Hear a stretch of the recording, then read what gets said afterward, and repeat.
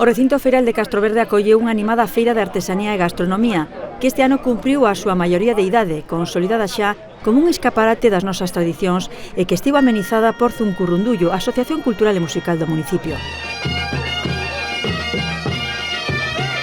O bo tempo contribuiu ao éxito da cita, que inaugurou o alcalde Xosé María Arias xunto á pregoeira deste ano, a xornalista Alicia Carballedo.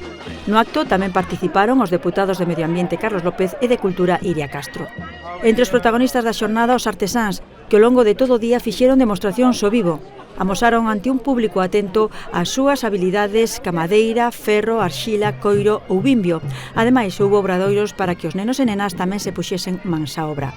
A outra gran protagonista do encontro foi a pregoeira, natural da localidade castroverdesa de Carballedo de Pereiroá, cunha intervención moi emotiva dedicada a súa nai, Manuela, e a todas as mulleres do noso rural.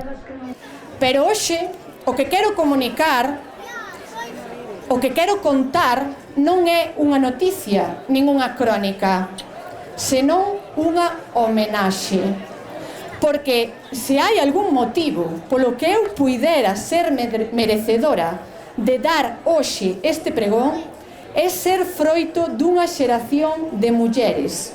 Mulleres como a miña nai, que tiveron a iniciativa e o deron todo para que as súas fillas, para que nós puidésemos chegar tan lonxe como quixéramos, persoal e profesionalmente.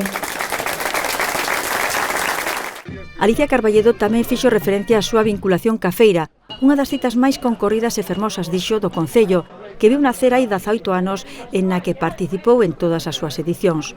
Un evento que ademais simboliza, afirmou, os grandes valores de Castroverde. Valores patrimoniais, naturais, históricos, culturais, pero por riba de todo, valores sociais. Castroverde é unha terra rica pola súa xente, xente emprendedora, dinámica, alegre, festeira, unha xente cun profundo sentido de compromiso e de pertenza ao seu territorio, que loita por facelo medrar. Un concello rural cunha calidade de vida que o fai un lugar privilexiado para vivir. Alicia Carballedo tamén quixo participar este ano na feira con Zuncuurrundullo, a agrupación a que pertence, nesta ocasión cunha nova experiencia para ela, unha representación teatral. A Feira de Castroverde tivo moitas outras actividades ao longo de toda a xornada.